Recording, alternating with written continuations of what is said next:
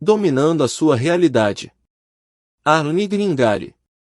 Você já pensou muito na ideia de que os despojos da vida vão para aqueles que assumem riscos? Dê uma pausa para pensar, e acredito que encontrará a mesma solução. Cheguei a uma pesquisa que indicou que 98% dos homens no país estão procurando segurança em seus trabalhos. Ou seja, estão principalmente interessados em se perder profundamente nas vísceras quentes e nutritivas de alguma grande corporação.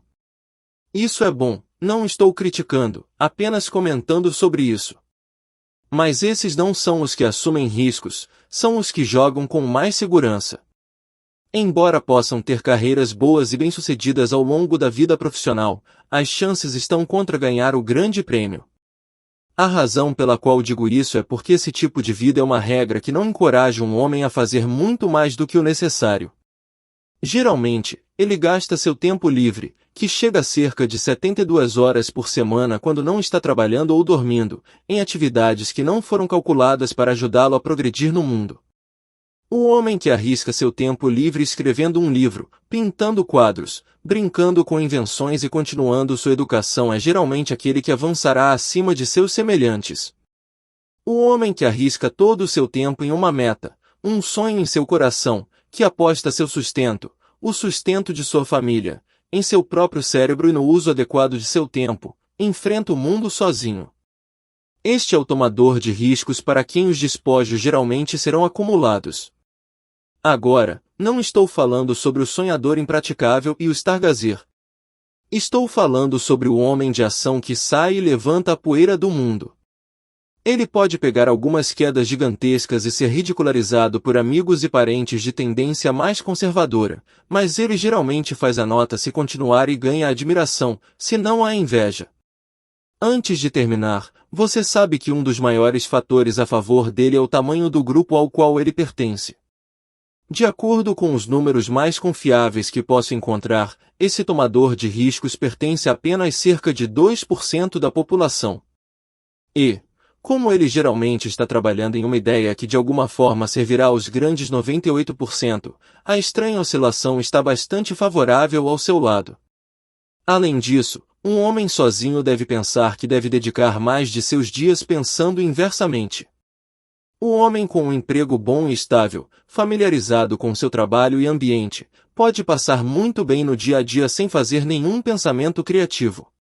E, como eu disse, temos a tendência de não fazer mais do que fazemos com ninguém. Quem passa boa parte do seu tempo pensando vai ter uma boa ideia de vez em quando.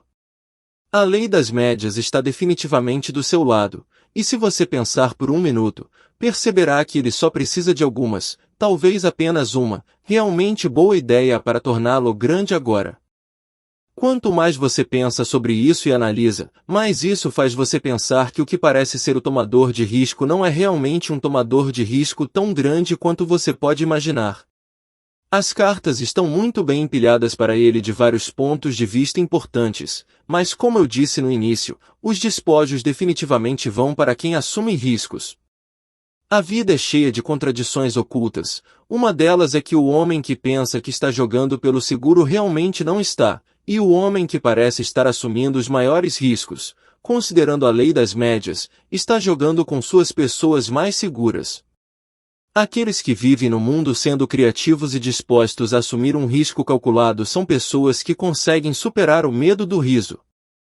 Sempre que você tenta algo em que corre o risco de fracassar, corre o risco de fazer as pessoas rirem de você. Um professor universitário trabalhou por muitos anos em uma invenção. Ele percorreu toda a Nova Inglaterra tentando atrair capital para seu dispositivo que faria a voz humana viajar ao longo de um fio. As pessoas riram dele, era claro que era um idiota para elas. Dizem que a voz humana pode ser transportada ao longo de um fio e ouvida por muitos quilômetros ou mesmo por um único quilômetro. Mas nosso velho amigo e benfeitor Alexander Graham Bell não poderia ser ridicularizado. Toda vez que pegamos o telefone, saudamos o homem que permaneceu no caminho apesar das risadas. Milhões de pessoas rindo com escárnio não poderiam nos machucar, mas estamos no terror mortal disso, homens e mulheres que podem provar seu valor. Heróis e grandes crises tremem diante da duração. É uma peculiaridade estranha da natureza humana. Provavelmente, quando crianças, custou muito mudar a história do mundo. Às vezes, o preço de uma risada significou o bater de uma porta da fama, fortuna ou mesmo imortalidade. Elias Hall inventou a máquina de costura, mas ela quase enferrujou antes das mulheres americanas pararem de rir dela. Eles puderam ser persuadidos a fazer uso disso, com a semeadura feita tão rapidamente que discutiram o que fariam com todo o seu tempo livre. Um biógrafo pinta um quadro trágico do homem que fez mais do que qualquer outro. O prazer no trabalho das mulheres foi forçado a pedir emprestado um terno em uma ocasião de aparição pública. Os homens são tão ruins quanto as mulheres quando se trata de resistir a novas ideias. A máquina de escrever já era um sucesso comprovado há anos antes que os empresários pudessem ser persuadidos a comprá-la. Alguém poderia ter cartas para escrever, argumentaram para justificar o investimento de $100 em uma máquina de escrever, somente quando a Remington vendeu arame patenteado para a empresa telegráfica, e dois grupos de vendedores trabalharam em competição. Foi a resistência finalmente quebrada. A xerografia enfrentou o mesmo tipo de problema quando foi introduzida pela primeira vez, e outras invenções tiveram batalhas semelhantes. Aqui está um trecho do caderno de Robert Fulton, que inventou o navio a vapor que mudou o mundo da venda para o vapor nos oceanos do mundo. Ele escreveu: como eu tinha a oportunidade diária de passar de para o estaleiro onde meu barco estava em movimento, muitas vezes me aproximava de grupos de estranhos e ouvia vários comentários sobre o objeto deste novo veículo. A linguagem era uniformemente a do desprezo, do escárnio ou do ridículo. Os cálculos sábios de perdas ou despesas, a repetição da DAO de Fulton's Folly, nunca fiz uma única observação encorajadora. Uma esperança brilhante, um desejo caloroso, nunca cruzou meu caminho. E isso é o que você pode esperar quando você tenta algo novo. Emerson foi comentado que ninguém nunca fica doente, mas que passa esperando que ele morra. A mesma perversidade e construção de inveja fazem as pessoas pensarem ou esperarem que qualquer nova ideia ou plano que vá contra o princípio estabelecido falhará. Falando de Emerson, ele também escreveu que Pitágoras, Sócrates, Jesus, Lutero, Copérnico, Galileu, Newton e todo espírito puro e sábio que já se encarnou para ser grande deve ser mal compreendido. Mesmo que tenhamos a tendência de esquecer que as maiores pessoas, os maiores escritores, os maiores professores, estavam, em sua maior parte, em violento desacordo com sua época e com a maneira como as coisas eram feitas. Parece que nos tornamos tão flácidos em nossa aceitação de qualquer coisa que deixamos de fazer algo pessoalmente sobre o que vemos. Norman Cases está escrito sobre a maior questão de todas nos próximos anos. Não é apenas o desperdício de recursos físicos, mas o desperdício de recursos humanos que constitui o fracasso. O que uma pessoa tem que fazer ou não fazer para falhar? Herman Melville morreu em 1891. Ele escreveu o livro Moby Dick, o épico baleeiro, com seu tremendo conceito metafísico do mal, aos 30 anos de idade. O livro foi publicado em 1851, vendeu algumas cópias e foi imediatamente esquecido, exceto pelos conhecedores limitados da escrita criativa. Melville viveu 40 anos além da publicação de Moby Dick.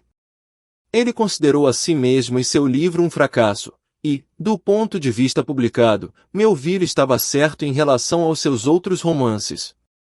Billy Budd permaneceu inédito por 40 anos após sua morte, como Moby Dick, desde então se tornou um clássico literário. Hoje, as vendas de obras de Melville chegam a milhões, mas não há compensação retroativa para a alma perturbada ou bolsa de qualidade do autor. Então, o que é fracasso? Fracasso não chega a uma pessoa porque ela não é reconhecida pelas multidões durante sua vida ou nunca. Nosso sucesso e fracasso não têm nada a ver com as opiniões dos outros. Tem apenas a ver com a nossa opinião sobre nós mesmos e o que estamos fazendo. A única pessoa que poderia ser chamada de fracassada é aquela pessoa que tenta não ter sucesso em nada. Sucesso, no que diz respeito a uma pessoa, não reside na realização, reside no esforço para alcançar. A tentativa de qualquer pessoa que decida um curso de ação que considere digno dela e se proponha a atingir esse objetivo é um sucesso naquele momento. Portanto, o fracasso consiste não em não conseguir alcançar nossos objetivos, mas antes, em não estabelecê-los. O fracasso consiste em não tentar.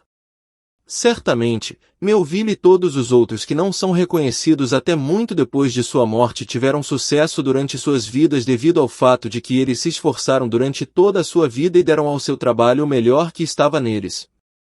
Para cada projeto de homem sobre o qual lemos, houve milhões de homens e mulheres igualmente bem-sucedidos, dos quais nunca ouviremos. Pessoas que não escreveram livros ou tentaram salvar o mundo, mas que, à sua maneira tranquila, em seus próprios lugares, deram ao que escolheram o melhor que havia neles. Melville deve ter sabido mais profundamente do que ele mesmo quando terminou a última página de Moby Dick que não havia falhado, assim como cada um de nós sabe o quanto de si mesmo está dando para o que foi dado a ele, o que ele escolheu fazer. As pessoas que jogam com muita segurança pensam que os maiores riscos. Você sabia que, a longo prazo, os tomadores de risco inteligentes desenvolveram a maior segurança? É a pessoa sábia que aprende a importância de assumir riscos. Durante a Segunda Guerra Mundial, o psicólogo Paul Torrance fez um estudo sobre os ases dos Estados Unidos voando no Teatro de Operações do Pacífico. Ele relatou que a característica mais saliente do AS era sua capacidade de assumir riscos ao longo de sua vida. Ele continuou testando os limites de suas habilidades, e as histórias desses homens mostraram que eles eram altamente resistentes a acidentes e em combate sofreram menos baixas do que os pilotos que estavam inclinados a jogar pelo seguro. O fator atual disse que viver em si é um negócio arriscado. Se gastarmos metade do tempo aprendendo como correr riscos como gastamos evitando-os, não teríamos tanto a temer na vida. Em todas as esferas da vida, as pessoas mais bem-sucedidas são as que assumem riscos. Agora, com isso quero dizer que elas correm o risco de acreditar em suas próprias ideias, em direção a seus próprios objetivos, defendendo o que eles acreditam ser certo. Eles correm o risco de serem diferentes quando acreditam em algo. Isso tende a tornar as coisas um pouco mais difíceis por um tempo, mas eles quase sempre acabam no final do jogo, eventualmente. Os tomadores de risco percebem que não há nada de errado com uma falha ocasional. A planta mais segura parece pensar que uma falha significa o fim do mundo. Os que assumem riscos não são imprudentes. Voltando aos ases da Segunda Guerra Mundial por um momento, descobriu-se que esses homens eram muito exigentes com seus aviões, armamento e equipamentos. Eles foram meticulosos na preparação, altamente disciplinados em seguir as instruções e o que lhes foi ensinado. Mas, em um encontro com o inimigo, eles imediatamente assumiam um comando e ficavam em cima do muro. A melhor defesa geralmente é um bom ataque. A melhor defesa de imprensa no futebol é apressar o quarterback. Quando uma tempestade surge, os navios no porto dirigem-se para o mar aberto. A menos que estejam protegidos em deslizamentos no porto, eles podem arrastar suas âncoras e acabar na praia ou no quebra-mar. Então, o que parece ser um risco muitas vezes é o caminho mais inteligente a seguir, levando à segurança, enquanto o que parece ser o curso de ação mais seguro pode levar ao desastre ou simplesmente a lugar nenhum. Uma jovem cujo romance acabou com as rochas disse à sua mãe que ela nunca iria se permitir se apaixonar de novo. Você só se machuca, ela disse. E se você não se apaixonar, a mãe dela disse que você não vive. É mais um daqueles riscos que a pessoa de sucesso está disposta a correr. Todos correm riscos bastante consideráveis todos os dias de sua vida. Ele considera os riscos como garantidos ou dos quais nem mesmo tem consciência, mas uma situação incomum surge que envolve assumir riscos. Como você decide se deve ou não seguir em frente quando surge uma situação que envolve riscos e você não sabe se deve seguir em frente ou recuar? Reavalie seus objetivos, o que você está tentando realizar no que você está trabalhando. Correrá esse risco se der certo, o ajudará a alcançar seus objetivos? Não há nada que algumas pessoas gostem de fazer melhor do que dar conselhos. Infelizmente, muitos conselhos dados teriam que ser classificados como informações inúteis. Se eu tivesse que escolher um vencedor no departamento de informações inúteis, provavelmente seria o conselho vale a pena olhar antes de pular. É uma boa recomendação para nadadores e saltadores, mas no que diz respeito à vida, é impossível fazer isso. Podemos olhar para trás, podemos ver os resultados de nossas ações passadas e aprender com elas, mas não podemos olhar para o futuro na vida. Podemos adivinhar ou tentar prever o que o futuro nos reserva, mas realmente não podemos olhar antes de saltar. Como resultado disso, a maioria das pessoas simplesmente não salta. Mas é um fato maravilhoso e muito menos que para aqueles que ousam tentar um salto novo e aparentemente difícil. Os resultados são muitas vezes surpreendentemente bem-sucedidos e gratificantes. Agora, isso é algo que precisa de alguma explicação e não pouca qualificação.